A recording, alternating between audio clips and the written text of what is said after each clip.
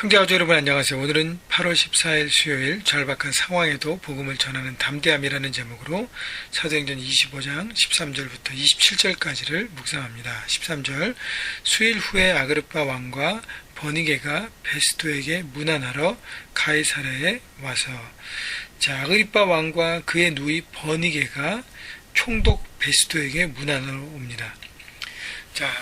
그 당시의 이 정치 구조에 대해서 여러분 조금 이해가 돼야 되는데, 이제 예루살렘을 중심으로 하는 유대 이스라엘이 로마의 속국입니다. 그래서 로마는 자기들이 정복한 민족들을 다스리는데 두 가지 시스템을 사용합니다. 하나는 총독, 로마 정부에서 파견한 총독이 파견돼서 그 지역들을 이렇게 크게 잘라서 총독이 전체를 관할합니다. 그리고 그 작은 지역들, 그 총독이 관할하는 지역 안에서의 어떤 민족마다 분봉왕을 세워서, 분봉왕이란 그 리전, 그 지역을 다스리는 사람이에요. 그래서 서로가 견제하고, 분봉왕은 그 지역 출신들로 로마 황제의 그 허락을 받은 아마 그 사람들로 세웠습니다.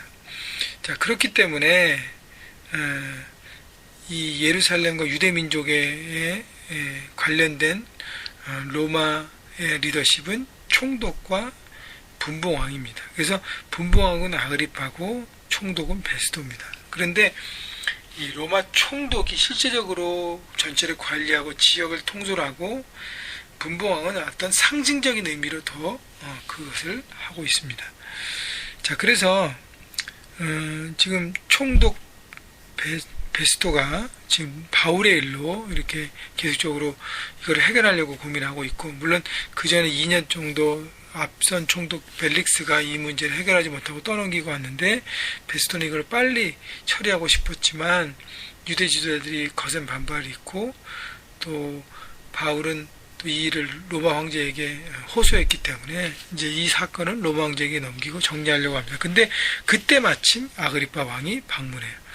14절 여러 날을 있더니 베스토가 바울의 일로 왕에게 고하여 이르되, 벨릭스가 한 사람을 구려하여 두었는데 내가 예루살렘에 있을 때 유대인의 대제사장들과 장로들이 그를 고소하고요 정죄하기를 청하기에 16절 내가 대답하되 무릇 피고가 원고들 앞에서 고소와 사건에 대하여 변명할 기회를 있기 전에 내주는 것은 로마 사람의 법이 아니라 하였노라.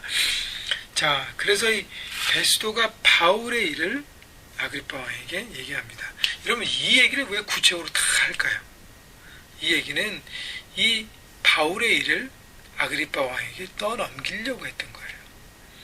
로마 황제에게 호소했지만 유대인들이 거세게 반발하고 있기 때문에 자기 어떤 그 유대인들과의 관계, 지도자들과의 관계를 껄끄럽게 하지 않기 위해서 아그리파 왕에게 슬쩍 넘기려고 이 모든 것을 시도합니다. 그러니까 이 베스토는요, 결국 보면 굉장히 비겁한 리더예요. 이것을 해결하지 않고 아그리파 왕에게 떠넘겨서 자기 어떤 입지와 자기 어떤 그 앞가림을 하고 쓱 넘기려고 했던 그 비겁한 모습, 슬쩍 넘기려고 했던 것이죠. 책임지지 않는 리더는 그런 모습이 없으면 리더가 아니지 않습니까? 마치 예수님께서 십자가 달리기 전에 붙잡히셨을 때 빌라도 총독이 예수님 향해서 죄가 없음을 알았습니다. 그런데 혼자서는 또 유대 지도자들이 너무 거세게 반발하니까, 그래서 헤롯 왕에게 당시에 분봉왕 보냅니다. 그래서 헤롯은 다시 이렇게 빌라도 총독에게 보내고, 이런 신변이 왔다 갔다 하면서 결국은 책임을 전가하고 자기가 지지하는 리더들의 모습을 보면서 얼마나 우리가 리더로서 삶의 현장에서 책임지고 용감한 리더가 되어야 될까. 그러니까 불의와 타협하려고 하기 때문에 비겁한 모습을 계속 보이는 것입니다. 16절 그래서 변명할 기회를 잊기는, 마치 베스토는 최선을 다해서 바울의 사건을 정의롭게 해결한 것처럼 얘기합니다. 그래서 바울에게 변명할 기회를 줘야 되는데 이미 줬고 이미 다 됐고 앞선 총독으로부터 다 보고를 받았으면 깨끗하게 빨리 정리하면 되는데 다시 한번 이 일을 뒤집어엎는 것이죠. 17절 그러므로 그들이 나와 함께 여기 오매 유대 지도자들이 예루살렘에서 베세드 총독과 온 것이죠. 내가 지체하지 아니하고 이튿날 재판자리에 앉아서 명하여 그 사람을 데려왔으나 자기는 빨리 일을 처리하려고 했고 최선을 다했다는 모습을 계속 자기에게 이로운 얘기만 하고 있는 것입니다.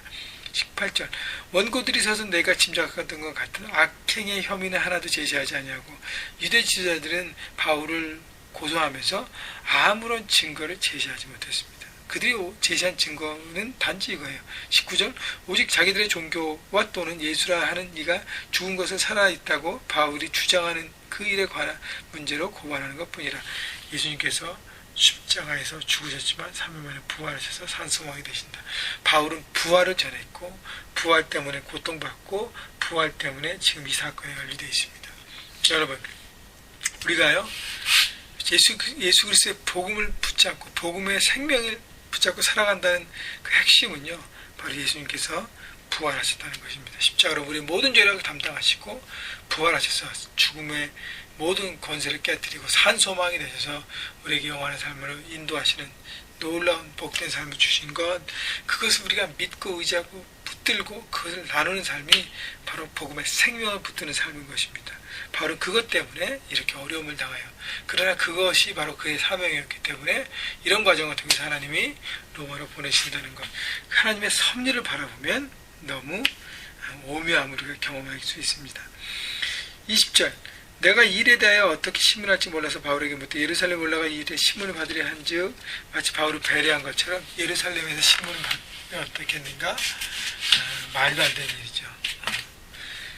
이스라엘 유대 지도자들이 죽이려고 매복하고 있는데 21절 바울은 황제의 판결을 받도록 자기를 지켜주기로 호소하므로 내가 그를 가이사에게 보내기까지 지켜두라 명하였노라. 바울이 로마 시민으로서 황제에게 호소했기 때문에 그 모든 과정이 될 때까지 그의 신변을 보호하고 자기는 그것을 최선을 다했다고 얘기합니다. 22절 아그리빠가 베스도에게 이르되 나도 이 사람의 말을 듣고자 하노라. 베스도가 이르되 내일 들으시다 하노라. 자, 아그리빠 왕은 그냥 관심이 있었어요. 왜냐하면 그의 소문을 들었기 때문에 과연 이 사람이 무슨 말을 하는가 관심이 있었다는 것이죠.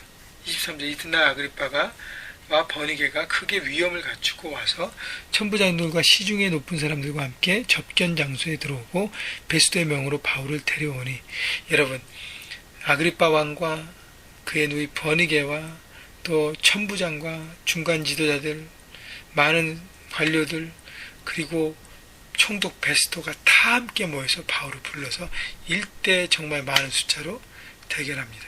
대결했다기보다 마주치는데요. 세상의 권력과 세상의 파워로 바울 앞에 섰습니다. 근데 그 바울은요. 죄송합니다. 내일도 묵상에 나오지만 꿈쩍하지 않습니다. 하나님의 말씀을 붙든 인생이었기 때문에 흔들리지 않고 복음을 나눕니다. 24절 베스도가 말하되 아그리빠 왕과 여기가 있는 여러분이요 당신들이 보는 이 사람은 유대의 모든 무리가 크게 외쳐 살려두지 못한 사람이라고 하여 예루살렘에서와 여기서도 내게 청원하였으나 내가 살피건대 죽을 죄를 범한 일이 없다이다. 그러나 그가 황제에게 상소한 고로 보내기를 결정하나이다. 죄가 없으면 방문해야 됩니다. 죄가 없는데도 계속 붙들었기 때문에 바울이 할 수 없이 황제에게 고소했습니다. 이런 아이러니를 베스도는 얘기합니다.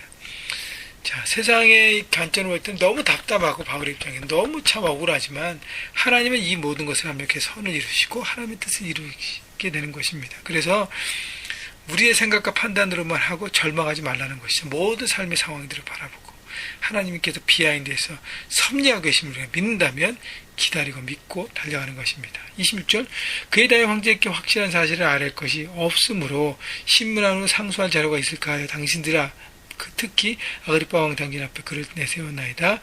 그 죄목도 밝히지 아니하고 죄수를 보내는 것이 무리한 일인 줄 아나이다 하였더라.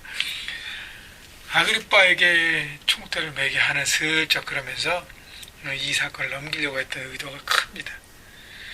확실한 어떤 증거 자료가 없어서 황제에게 상소를 할 수 없다고 얘기하는데 다 핑계죠.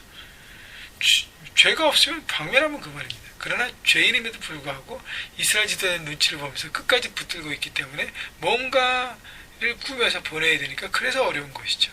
자, 그렇기 때문에 여러분 불의한 자는 삶이 이런 표현은 안 좋지만 참 구립니다. 예, 여러 가지 변명이 많고 뭐 그냥 말이 많아요. 그러나 의로운 바울처럼 삶이 깨끗하고요, 심플합니다. 여러분 어떤 삶을 살겠습니까?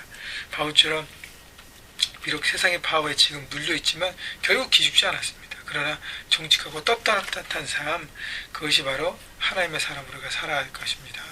여러분 오늘 삶 현장에서 정직하게, 의롭게, 떳떳하게, 그래서 능력 있는 세상을 이겨내는 여러분 모두가 되시기를 주님의 이름으로 축복합니다.